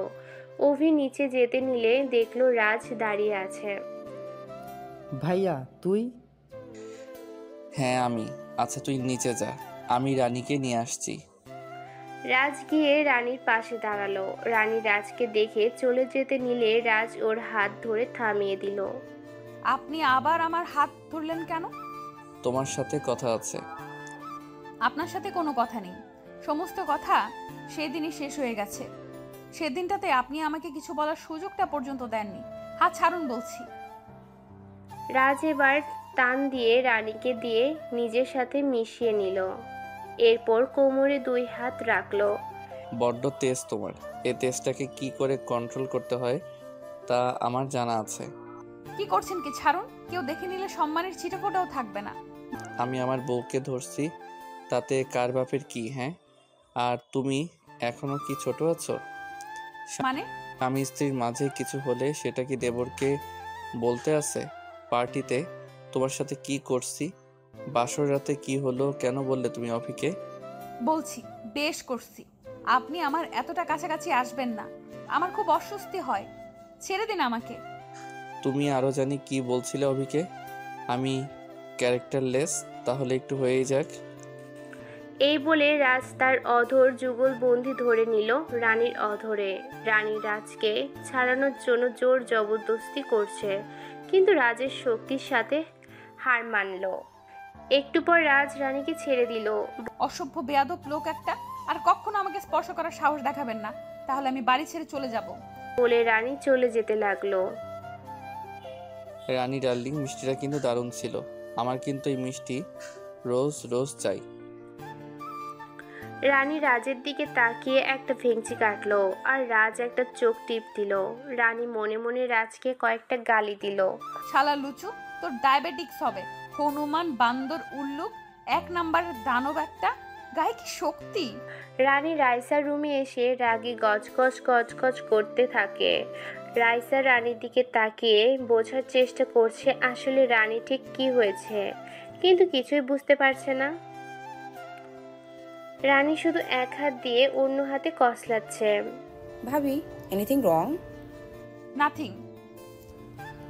কিছু তো একটা হয়েছে বন্ধু, মনে করে বলতে পারো? আসলে তোমার ভাইয়া একটা ডেভিল, রাক্ষস। আমাকে রাক্ষসের মতো গিলে খেতে চায়। এই ব্যাপারে এমন সময় অভি এসে বলল, ভাবি, মিষ্টি খাওয়া খাওয়াই তাহলে ভালোই হলো। তুই আমার সামনে আসবি না, তাহলে তোর নাক ফাটিয়ে দিব। যাব বাবা, আমি আবার কি করলাম? তোরা একা একা মিষ্টি খেলি আর আমাকে দিলি না। আমি শ্বশুর বাড়ি যাওয়ার আগেই পর হয়ে গেলাম। তুই একটা বুদ্ধ। আমি অন্য মিষ্টি খাওয়ার কথা বলছি। অন্য মিষ্টি? ও, এ ব্যাপারে ভাবি, তাহলে মিষ্টি খাও অবধি চলে গেল। রানী রাগে কটমট করতে করতে অভির কাছে গিয়ে ওর মাথা নুয়ে পিঠের উপর কয়েকটা কিল বসিয়ে দিল। তোর ভাইয়া একটা লুচু আর তুই একটা হারামি। তোর মতো বন্ধু থাকার চেয়ে না থাকা ঢের ভালো। আরে ভাবি, এবার তো মারামারি থামাও। বিকেলে আমার গায়ে হলুদ, চলো আমাকে গায়ে হলুদের শাড়িগুলো দেখাই। আমার সাথে বাকি সবাই হলুদ রঙের শাড়ি পরবে। শাড়িগুলো তোমার দায়িত্বে দিয়ে দেব, তারপর সবাই তোমার থেকে শাড়ি নিয়ে নেব। আচ্ছা ঠিক আছে আপু। এখন তো তুমি এটা নাও। একটা না আপু, আমি 2টো নিচ্ছি, কারণ বিকেলবেলা আমার বান্ধবী মিনা আসবে। ওকে ভাবি। বিকেলে গায়ে হলুদের আগেই মিনা আর রিশাদ আসলো। কিরে, তুই আর রিশাদ স্যার একসাথে? তোরা কি একসাথে এসেছিস? বলছি পরে, আগে চল ফ্রেশ হয়ে নে। রানী মিনাকে রাইসার রুমটা দেখিয়ে দিল। তুই যা, আমি তোর জন্য খাবার নিয়ে আসছি। আচ্ছা ঠিক আছে। একটু পর রানী মিনার জন্য খাবার নিয়ে রাইসার রুমে আসলো। শোন, বেশি দেরি করা যাবে না, তাড়াতাড়ি খেয়ে নে। একটু পর আপুর গায়ে হলুদের অনুষ্ঠান শুরু হয়ে যাবে। আর হ্যাঁ, এই হলুদ শাড়িটা পরে নিস। আমিও গিয়ে রেডি হই। তুই কি রাজ স্যারের রুমেই এন্ট্রি নিয়েছিস? উপায় নেই, বাধ্য হয়ে নিয়েছি। আর কথা না বাকি পরে হবে, খেয়ে নে। ওকে। রানী রুমে এসে দেখলো রাজ বিছানায় শুয়ে শুয়ে ফোন ঘাঁটছে। রানী রাজের দিকে ডুকু চোখে তাকিয়ে চলে গেল ওয়াশরুমে। ফ্রেশ হয়ে শাড়ি পরার জন্য পূর্ব প্রস্তুতি নিয়ে গায়ের উপর একটা টাওয়াল দিয়ে বের হয়ে আসলো। রাজ বারবার আর চোখে রানীর দিকে তাকাচ্ছে। রানী শাড়িটা হাতে নিল। আমার সামনেই শাড়ি পরতে হবে? আমাকে বললেই তো বাইরে চলে যেতাম। আপনি কি কথা শোনার লোক? আচ্ছা চলে যান বাহিরে। রাজ বিছানা ছেড়ে রানীর দিকে এগিয়ে আসছে। কি হলো, আপনি আমার দিকে আসছেন কেন? একদম কাছে আসবেন না বলে দিলাম, তাহলে খুব খারাপ হবে। কিন্তু কে শোনে কার কথা? রাজ রানীর কাছে এগিয়ে এসে রানী দুই গালে হাত রেখে কপালে একটা পাপ্পি দিল। এবার যাও, শাড়ি পরে নাও। চোখে গাঢ় করে কাজল দিবে, ঠোঁটে হালকা লিপস্টিক পরবে, হাতে রেশমি চুড়ি পরবে, কেমন? আমুবারের আবদার। বলে রাজকে ধাক্কা দিয়ে সরিয়ে দিল। রানী গ্রামের মেয়েদের মতো করে শাড়ি পরে কোমরে বিছা পরলো, চোখে গাঢ় করে কাজল, ঠোঁটে হালকা লিপস্টিক পরলো। এরপর মিনাকে ডাকতে আসলো। এসে দেখে মিনা রাইসাকে সাজিয়ে দিচ্ছে। মিনা, তুই এবার সেজে নে, আমি আপুকে বাকিটা সাজিয়ে দিচ্ছি। আচ্ছা ঠিক আছে। আরে বাহ ভাবি, তোমাকে তো হেব্বি লাগছে। ওয়েট করো, তোমাকেও হেব্বি লাগবে। রানী রাইসাকে চোখে গাঢ় কাজল, ঠোঁটে হালকা লিপস্টিক দিয়ে দিল। স্মৃতিকে গাঁথা ফুলে মালা গলায়, হাতে, কানে দিয়ে সাজিয়ে দিল। এবার নিজেকে আয়নাতে দেখো, নিজেই চোখ ফেরাতে পারবে না। থ্যাংক ইউ ভাবি। ওয়েলকাম মিনা, তোর হলো? এবার যে যেতে হয়। আর একটু। এমন সময় মা এসে বলল, কি রে, তোদের হলো? সবাই তোদের জন্য অপেক্ষা করছে। হয়ে গেছে মা, আপনি যান, আমরা আসছি। ঠিক আছে, তাড়াতাড়ি এসো কিন্তু। বলে মা চলে গেল। রানী, আমারও হয়ে গেছে, এবার চল। বাড়ির আঙিনায় একটা স্টেজ সাজানো হয়েছে। রানী আর মিনা রাইসাকে নিয়ে এসে স্টেজে বসিয়ে দিল। রাইসার মা এসে বলল, তাহলে আমরা এখন হলুদের কাজ শুরু করতে পারি। ঠিক আছে মা, শুরু করুন। রাইসাকে এক এক করে সবাই হলুদ দিতে লাগলো। সবার শেষ রানী আর মিনা রাইসাকে হলুদ দিতে আসলো। আপু, আমরা সবাই মিলে তো তোমাকে হলুদে হলুদ বানিয়ে দিলাম, এখন কি গোসল করবে? না করে উপায় আছে? এভাবে আমি থাকতে পারবো না। তাহলে চলো। এদিক হলুদ লাগানো হলে সবাই মিষ্টি খাওয়া খাই করছে। রাইসাকে নিয়ে যাওয়ার সময় মিনাকে ছো মেরে একটা গাছের নিচে আড়ালে গেল রিশাদ। স্যার, আপনি সব কি করছেন? সমস্ত পথ আপনি বসে বসে আমাকে জ্বালাতে জ্বালাতে এসেছেন, এখন আবার কি চাই? তোমাকে আজ দেখতে হলুদ পরীর মতো লাগছে, আর এই প্রথম তোমার মুখটা দেখলাম। আমাকে একটু পান ভরে দেখতে দাও। স্যার, ছেড়ে দিন, আমাকে কেউ দেখে নিলে কেলেঙ্কারি হয়ে যাবে। কিচ্ছু হবে না। বলে রিশাদ মিনার খুব কাছে চলে আসলো। রিশাদের গরম নিঃশ্বাস মিনার মুখের উপর পড়ছে। মিনা রিশাদের চোখে নেশা দেখতে পেল। খারাপ কিছু একটা হতে যাচ্ছে এই মুহূর্তে। তাই মিনা রিশাদকে জোরে একটা ধাক্কা দিয়ে সরিয়ে দিয়ে দৌড়ে পালালো। এদিকে রানী রাইসাকে ওর রুমে দিয়ে এসে নিজেও ফ্রেশ হওয়ার জন্য ওদের রুমে আসলো। রানী রুমে ঢুকতেই রাজ দরজাটা লক করে দিল। হলো, দরজা লক করছেন কেন? কেন রোম্যান্স করবো দরজা খুলে নাকি? রানী দৌড়ে ওয়াশরুমে যেতে নিলে রাজ ওর হাত ধরে টান দিয়ে খুব কাছে নিয়ে আসলো। সবাইকে হলুদ মাখালে, কিন্তু আমাকে তো মাখালে না। কারণ আমি আপনাকে হলুদ মাখবো কেন? আমি তোমার বর। বর না বর, ছাড়ুন আমাকে। আপনাকে না নিষেধ করেছি যখন তখন আমার খুব কাছাকাছি আসবেন না। রাজ কোনো কথা না বলে রানীর গালের সাথে গাল মিশিয়ে নিজের গালে হলুদ লাগিয়ে নিল। তুমি তো আর লাগালে না, তাই আমি তোমার গাল থেকে আমার গালে লাগিয়ে নিলাম। হয়েছে আপনার, তাহলে ছাড়ুন, আমি ফ্রেশ হব। রাজ রানীকে ছেড়ে দিলে রানী এক দৌড়ে ওয়াশরুমে চলে যায়। রাজ রানীর এমন কাণ্ড দেখে হাসছে। পুরো পাগলি একটা। এদিকে মিনা রাইসার রুমে এসে হাঁপাচ্ছে। মিনার সাথে সাথে অভিও আসলো। এসে মিনার পাশে বসলো। কিরে দোস্ত, তুইও দেখছি ডুবে ডুবে জল খাচ্ছিস। ব্যাপারটা কতদিন যাবৎ চলছে? তুই যা ভাবছিস একদমই তা না। হয়েছে, আর বোঝাতে হবে না। তোর বেষ্টু এসেই মিষ্টি খাওয়ার কাজটা সেরে নিল। তোকে দেখলাম মিষ্টি খেতে খেতেও খেলি না। অভি, তোর মুখে কি কিছুই আটকায় না? আর সত্যি বলছি, আমার আর রিয়াজ স্যারের মাঝে কিছুই নেই। তাহলে ভাইয়ার বন্ধুটাও তোদের স্যার? সমস্যা কোথায়? লাইন ক্লিয়ার করে দে। এর কাছে এত তাড়াতাড়ি ধরা দিতে চাই না। এ আমাকে অনেক কষ্ট দিয়েছে, এখন তারও কিছুটা ফেরত পেতে হবে। কষ্ট দিয়েছে মানেটা কি? মিনা সবটা বলল অভিকে। এবার তুই বল, এত তাড়াতাড়ি সবটা কি করে মিছিয়ে নেই? দেখতে হবে না বন্ধুটা কার? যেমন ভাইয়া তেমন তার বন্ধু। দাঁত থাকতে দাঁতের মর্যাদা দিতে জানে না। শালাকে আচ্ছা মতো টাইট দিয়ে নিস। সেটাই, এখন শুধু সময়ের অপেক্ষা। একটা কথা বলতো, তুই কি রিশাদকে ভালোবাসিস? এখনো জানি না। এমন সময় রানী এসে অভির কান ধরলো। বান্দর, সব সময় সব কিছুই কি তোর চোখেই পড়তে হবে? যা ছাদে, আমি সবার জন্য চা বানিয়ে নিয়ে আসছি। তুই সব সময় আমার কানের ওপর থাকিস কেন বল? কিসের শত্রুতা আমার কানের সাথে? আচ্ছা চল আমরা ছাদে যাই। জানিস মিনা, এই রানী আমার ভাবি হওয়ার পর আমার উপর একটু বেশি অত্যাচার করছে। করবেই তো, তুই ওর দেবরছি বলে কথা। শেষ পর্যন্ত তুইও যা, তোদের সাথে খেলবো না আরি। হ্যাঁ যা যা, তোকেও আমাদের লাগবে না। রাইসা ওয়াশরুম থেকে বের হয়ে আসলো। কাকে আবার কার লাগে না? আপু কিছু না, তুমি ছাদে যাও, আমি চা নিয়ে আসছি। ঠিক আছে ভাবি। মিনা, অভি, চলো ছাদে।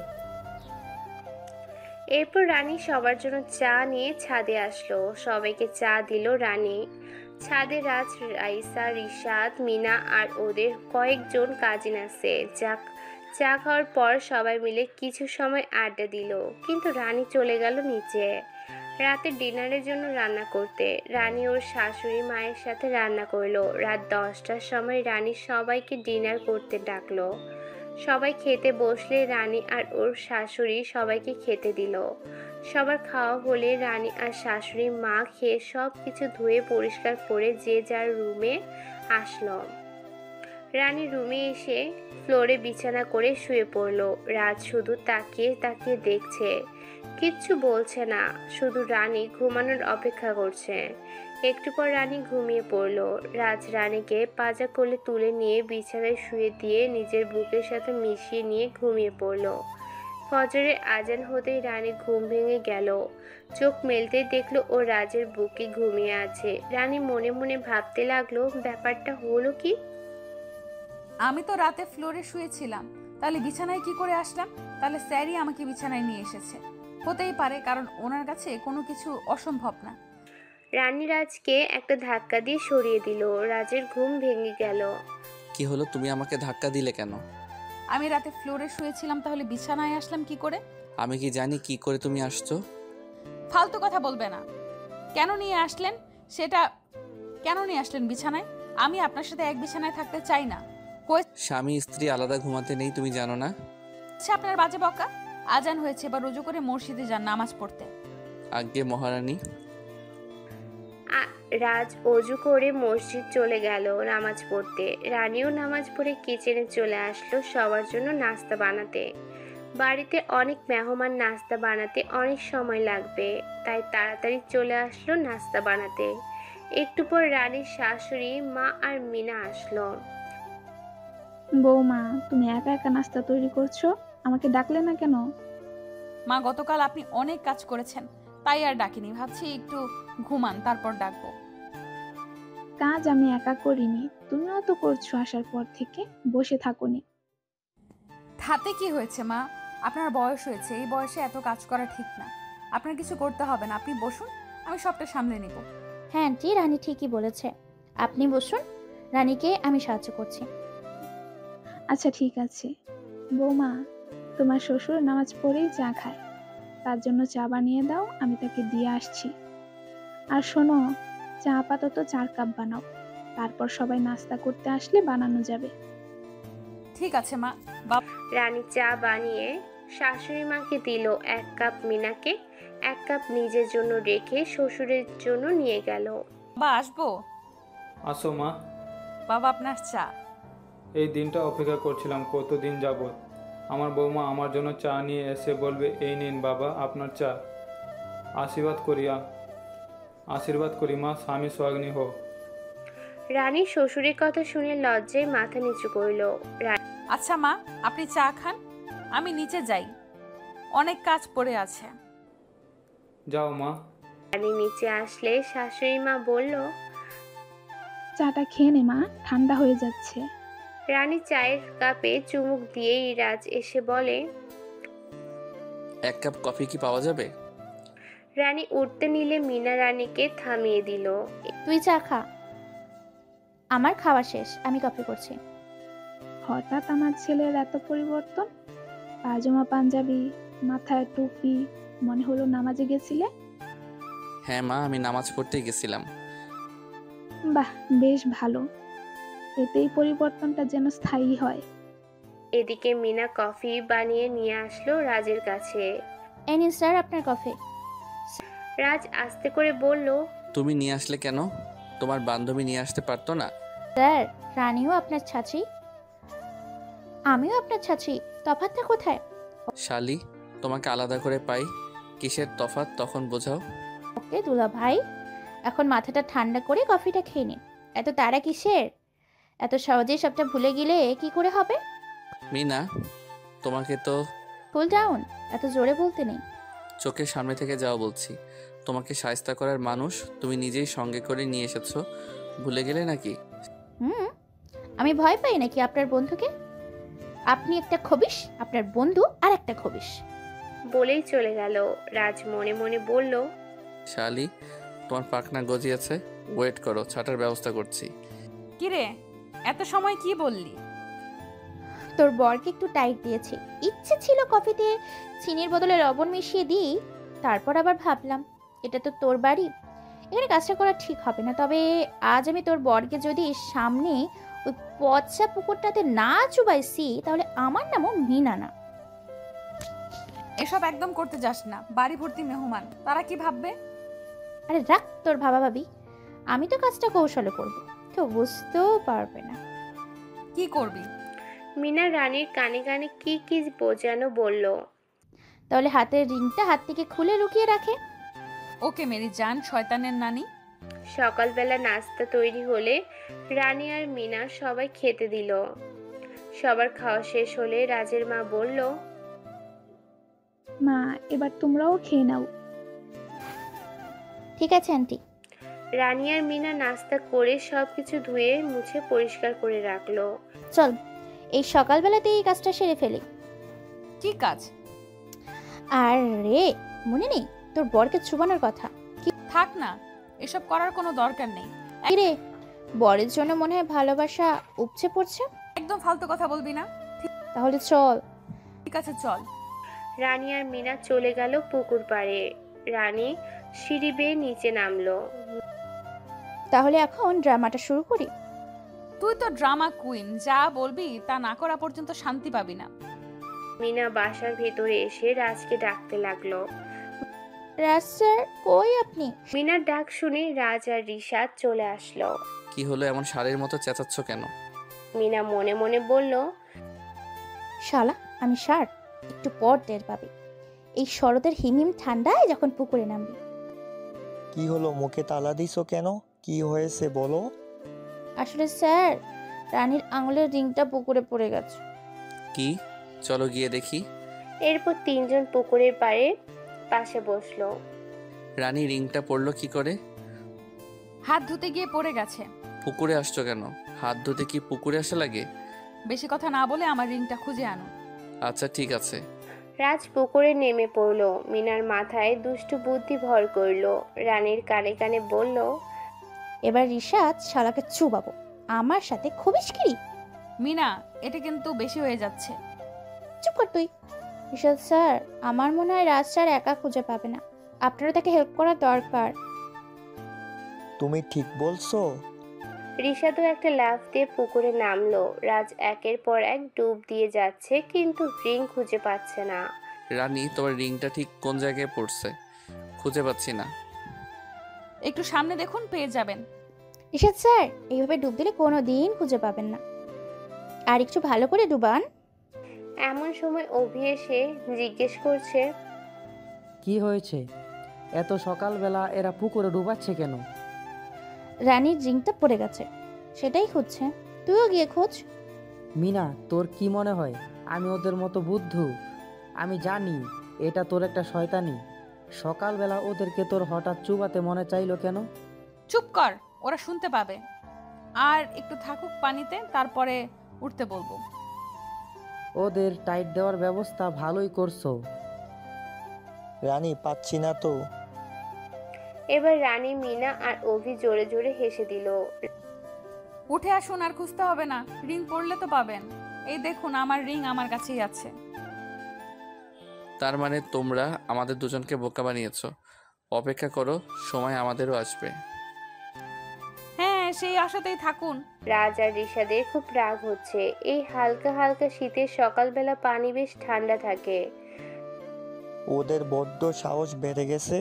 এখানে কিছু বলবো না, একবার ঢাকায় যাই, তারপর টের পাবে। সোনামণির তৈরি থাকো, টিট ফর ডেট। ভাইয়া, ওরা বলল আর তোমরাও বোকার মতো নেমে পড়লে। আমি জানি মিনা খুব দুষ্টু, ওর মাথায় সব সময় দুষ্ট বুদ্ধি গিজগিজ করতে থাকে, কিন্তু আমার ভাবিটা এত দুষ্টু না।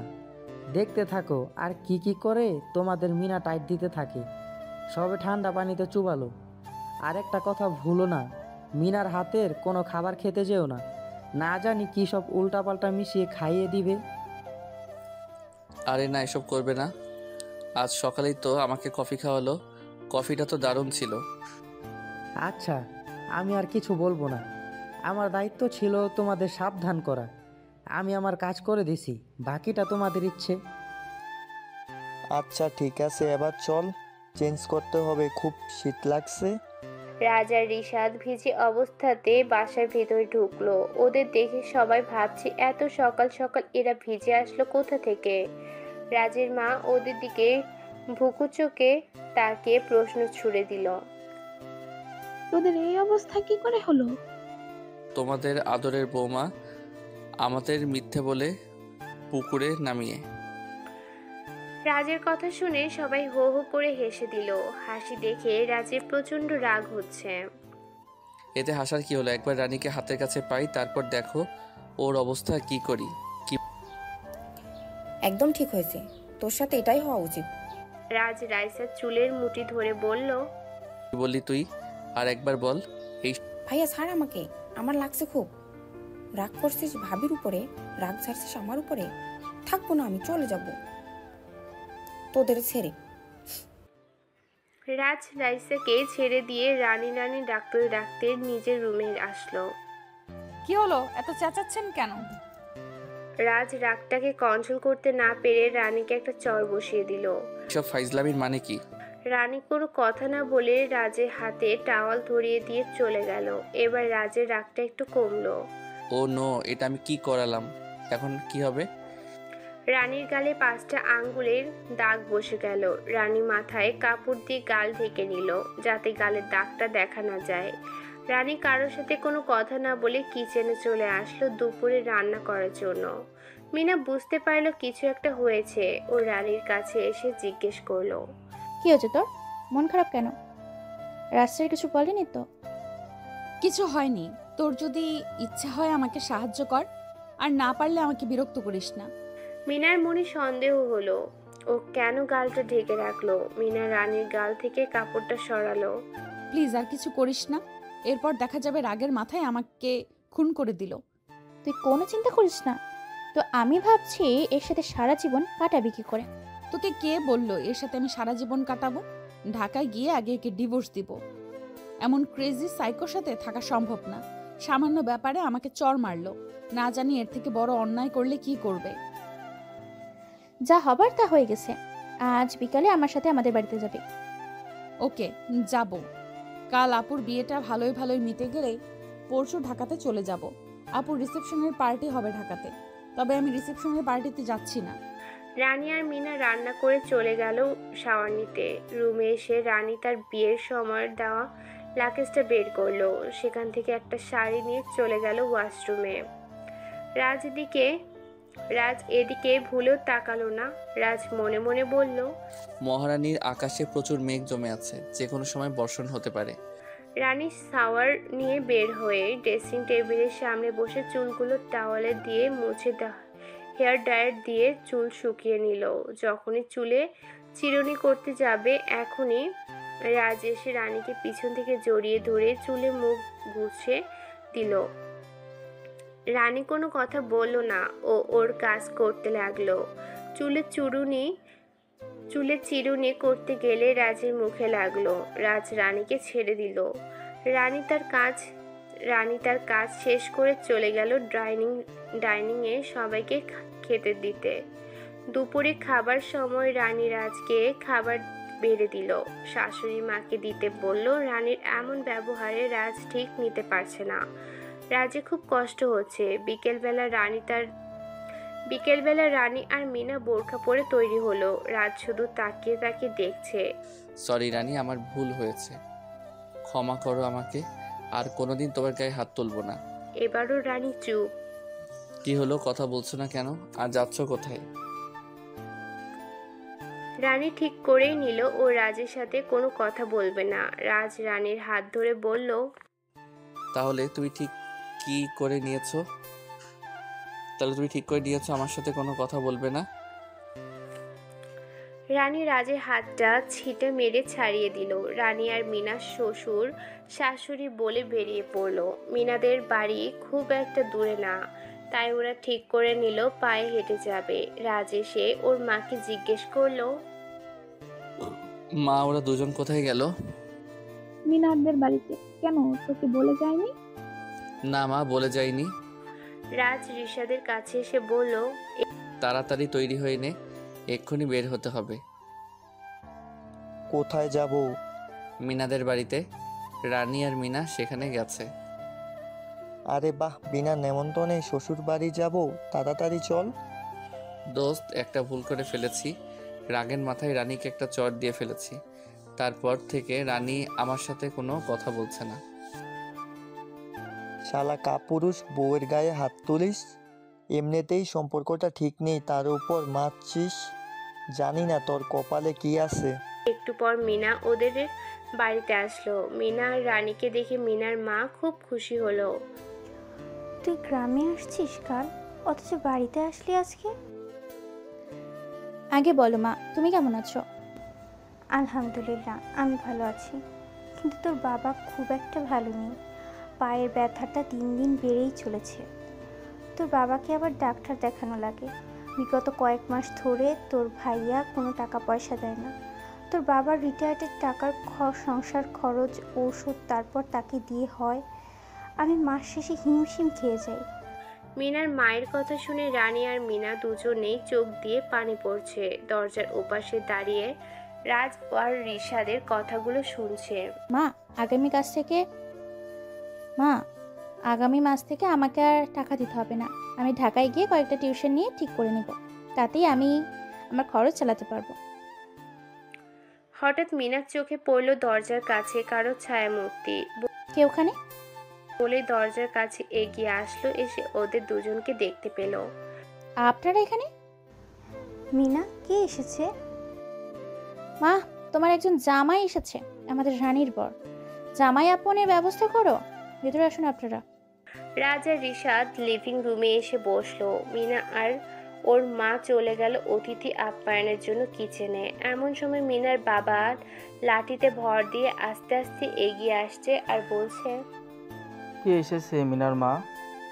রানী মিনার বাবাকে ধরে একটা সোফাতে বসিয়ে দিল। চাচু, আমি আর মিনা এসেছি, আমার সাথে আরো দুজন আছে, তাদের পরিচয় না হয় তারাই দিক। রানীমা তুই? মারে, আজকাল চোখও ভালো দেখতে পায় না, দেখেছিস না শরীরটাও কেমন জীর্ণ শীর্ণ হয়ে গেছে। আস্তে আস্তে চলার শক্তিও হারিয়ে ফেলেছি। এখন শুধু অপেক্ষায় আছি কখন উপরওয়ালা ডাক দিবে। কিন্তু মেয়েটার জন্য বড্ড চিন্তা হয়। ও ওকে যদি পাত্রস্থ করে যেতে পারতাম তাহলে মরে গিয়েও শান্তি পেতাম। এসব কথা বলতে নেই চাচ্চু, আল্লাহর উপর ভরসা রাখো। তুমি না থাকলে কাকিমার কি হবে একবারও চিন্তা করছো? কি আর হবে, তুই আর মিনা দেখে রাখবি। কি পারবি না? ছেলেটাকে একাডেমি শিক্ষায় শিক্ষিত করেছি ঠিকই, কিন্তু মানুষ বানাতে পারলাম না। শেষ পর্যন্ত অমানুষে রূপান্তর হলো। থাক এইসব কথা, আমার সাথে তোমার জামাইও আছে, সে এইসব কথা শুনছে, মনে মনে কি না কি মনে করে। পরিচয় করিয়ে দিবি না জামাইয়ের সাথে? আসসালামু আলাইকুম আঙ্কেল, আমি মইনুল হাসান রাজ, রানী বর, আর ও হলো আমার বন্ধু রিশাদ মাহমুদ। ওয়ালাইকুম আসসালাম। ভালো আছো তোমরা? জি আঙ্কেল, আলহামদুলিল্লাহ। কি করো তোমরা? আমরা ভার্সিটির টিচার, আপনার মেয়ে রানীর টিচার। মাশাল্লাহ, ভালো। মিনা আর মিনার মা অতিথিদের জন্য নাস্তা নিয়ে আসলো। খাওয়া হলে রাজ আর রিশাদ মিনার বাবার সাথে আরো কিছু সময় গল্প করে। রানী মিনার সাথে ওর রুমে গেল। রানী, তুই স্যারের সাথে বাড়ি চলে যা। বাবা মায়ের এমন অবস্থা দেখে আমার আর যেতে মন চাচ্ছে না। আমি কাল সকালবেলা চলে আসবো। কি অবস্থায় তোকে আমি জোর করব না, এই অবস্থায় তোকে আমি জোর করব না। আমি জানি বাবা মা না থাকার যন্ত্রণাটা কতটা তীব্র, তবে কাল সকাল সকাল চলে যাস। আচ্ছা ঠিক আছে। রানী আর মিনা আসলো লিভিং রুমে। চাচ্চু, কাকিমা, আজ আসি, আবার একদিন আসবো। আবার আসিস মা, জামাই নিয়ে আসলি ঠিকভাবে আপ্যায়নও করতে পারলাম না। ধুর আন্টি, এসব কি বলছেন? আমরা আপনার আপ্যায়নে যথেষ্ট খুশি হয়েছি, কিন্তু মিনা, তুমি কি আমাদের সাথে ফিরবে না? না স্যার, আমার বাবা মায়ের অবস্থা তো দেখলেনি, আমি ছাড়া ওদের কেউ নেই। তাই যে 2 দিন গ্রামে আছি, বাবা মায়ের সাথেই থাকি। তবে কাল আসবো আপনাদের বাড়ি। এই কথার পরে আর কোনো জোর খাটে না। ওকে, তাহলে তুমি কালকে অবশ্যই আসবে। জি স্যার, আসবো। আঙ্কেল আন্টি, আজ আমরা আসি, আবার আপনাদের সাথে খুব শীঘ্রই দেখা হবে। আচ্ছা বাবা, এসো। ওরা 3 জন বেরিয়ে পড়লো মিনাদের বাসা থেকে। রানী, তুই মিনাদের বাসায় আসবে আমাকে আগে বললে কি হতো? অন্তত মিষ্টি নিয়ে যেতে পারতাম। এইভাবে খালি হাতে তাদের বাড়িতে গেলাম, তারা কি না কি মনে করেছে বলো তো? আমি তো আপনাকে আমার পিছু পিছু আসতে বলিনি, আপনি কেন আসলেন? আর একটা কথা, আপনার সাথে আমার কথা বলতে ভালো লাগে না, প্লিজ। সারা পথ যদি আর কোনো কথা না বলেন তাহলে খুব খুশি হব। রাজ রানীর 2 বাহু চেপে ধরে দাঁতে দাঁত চেপে বলছে, কিসের এত দেমাগ তোমার? ভুল করেছি, ক্ষমাও চাই। ভুল করেছি, ক্ষমাও চাই, ব্যাস মিটে গেল। কিন্তু না, অহংকারে একদম মাটিতে পা পড়ছে না। কি চাই তোমার, ক্লিয়ার করে বলো। আপনি কোনো ভুল করেননি, করেছেন অন্যায়। ভুলের ক্ষমা হয়, কিন্তু অন্যায় করলে ক্ষমা না, শাস্তি পেতে হয়। আর আপনার কাছ থেকে আমার কিছু চাওয়ার নেই। আরে যে নিজেই মানসিক দিক থেকে একটা ভিখারি, সে আবার অন্যকে কি দিবে? আচ্ছা বলো, কি শাস্তি দিতে চাও? আপনাকে আমি একাই শান্তি দিতে চাই, আর তা হলো আপনাকে ছেড়ে চলে যাব আমি। আপনি আমাকে কোনো দিন আপন করে পাবেন না। আপনার জন্য এই শাস্তি যথেষ্ট, আশা করি বুঝতে পারছেন। তোমার কি মনে হয় তুমি আমাকে ছেড়ে চলে যেতে চাইবে আর আমি তোমাকে যেতে দিব? সেটা তুমি ভাবলে কি করে? তোমার আমি এমন অবস্থা করব যাতে কোনোদিন আমাকে ছেড়ে যাওয়ার কথা কল্পনাতেও আনবে না। Damn it. রাস্তায় দাঁড়িয়ে এই কাণ্ডগুলো করছে ওরা 2 জন। তখন কয়েকজন মুরব্বি যাচ্ছিল রাস্তা দিয়ে। তাদের এমন আচার দেখে একজন বলে উঠল, রানীমা, তোকে জানতাম একটা ভদ্র মেয়ে, রাস্তায় দাঁড়িয়ে জামাইয়ের সাথে ঝগড়া করছিস কেন? যা বাড়ি যা, কপাল করে এমন একটা জামাই পেয়েছিস। এবার আপনি খুশি তো? রাস্তার পাবলিক দ্বারা অপমান করিয়ে দেখলেন তো, দোষটা আমারই হলো। সবাই আমার দিকে আঙুল তুলল, অথচ আপনার দোষটা কেউ দেখতে পেল না। রানী কথাগুলো শুনে রাজ ওকে ছেড়ে দিল। রাজ মনে মনে বলে, সত্যি তো, এখন দোষটা তো আমারই ছিল, কিন্তু শুধু শুধু কথাগুলো শুনলো রানী। রানী ওদেরকে ছেড়ে চলে গেল অনেক দূর, কিন্তু ওরা 2 জন সেখানেই ঠায় দাঁড়িয়ে আছে। রাত কি হলো, বাসায় যাবি না? একটা ব্যাপার বুঝতে পারছি না। তুই যখন রানীর কাছাকাছি যাস তখন কোনো না কোনো বাধা বিপত্তি আসবেই। আমিও সেটা লক্ষ্য করছি, তবে আজই এর দা ইন্ড করব। কি করতে চাস? কিছুদিন পর চাচ্চু হওয়ার সুখবর পাবি। দোস্ত, কাজটা কিন্তু ঠিক হবে না। এছাড়া রানীকে আটকে রাখার আর কোনো উপায় নেই। দেখিস দোস্ত, এতে আবার সমস্যা যেন না বাড়ে। তো ভাবিস না, চলে। পুরুষত্ব দেখাতে গিয়ে আবার সবটা শেষ করে ফেলিস না। এবার বাড়িতে অনেক কাজ পড়ে আছে, কাল রাইসার বিয়ে। রাতের বেলা ডিনার করে যে যার রুমে চলে গেল। রানী রুমে ঢুকতেই রাজ দরজাটা লক করে দিল। রানী সেদিকে ভ্রুক্ষেপ করলো না। ও একটা পাটি বিছিয়ে নিল মেঝেতে। এবার বিছানার উপর থেকে বালিশটা নিয়ে শুয়ে পড়ল। রাজ রানীর কাছে এসে পাজা কোলে করে বিছানায় শোয়ালো। আপনার সমস্যাটা কি? আমাকে একটু শান্তিতে ঘুমাতেও দিবে না? আমি আপনার সাথে এক বিছানায় শুব না। হুশ, একদম কথা বলো না জান। রাজ রানীর এত কাছে আসতে রানী কেঁপে কেঁপে উঠছে, হাত পা ঠান্ডা হয়ে যাচ্ছে, হার্টবিট দ্রুত গতিতে বাড়তে থাকে। রাজ রানীকে বিছানায় শুয়ে হাত দুটো দু হাতে চেপে চেপে ধরল। রানী কিছু বলতে যাবে তার আগে রানী অধর রাজের অধরে যুগলবন্দি হয়ে গেল। রানী নিজেকে অনেক ছাড়ানোর চেষ্টা করল, কিন্তু পারল না। রাজ মুহূর্তের মধ্যে হারিয়ে গেল রানীর মাঝে। আজ পর্যন্ত বাধা বিপত্তি কাটিয়ে রাজ রানীকে আপন করে নিল, কিন্তু রানীর ব্যাপারটা ঠিক মেনে নিতে পারছে না। কিছু সময় পর হলো আপনার পুরুষত্ব দেখানো। আপনি খারাপ আমি জানতাম, কিন্তু এতটা খারাপ বুঝতে পারিনি। আপনি আমার ইচ্ছের বিরুদ্ধে সবটা তো লুটে নিলেন, কিন্তু আমার ভালোবাসা কোনোদিন পাবে না। আপনার জন্য এখন আমার হৃদয়ে ঘৃণা ছাড়া কিছুই অবশিষ্ট নেই। ছি, আমার ভাবতেও ঘৃণা হচ্ছে আপনি আমার বর। প্লিজ রানী, এভাবে বলো না। আমি শুধু তোমাকে আমার কাছে আটকে রাখার জন্য এই কাজটা করেছি, আর আমি ভুল তো কিছু করিনি। আমি তোমার বর। প্লিজ, আর বলতে হবে না। নিজের কাছে আটকে রাখার জন্য এই নোংরা কাজটা করার কি খুব প্রয়োজন ছিল? আরে আপনি কি অভিমানটাও বুঝতে পারেন না? আপনি আমার অভিমান ভাঙানোর চেষ্টা না করে পশুর মতো ঝাঁপিয়ে পড়লেন। আপনার উচিত ছিল আমাকে সময় দেওয়ার। সরি, আমি ভুল করে ফেলেছি। এবারের মতো ক্ষমা করে দাও। আস্তে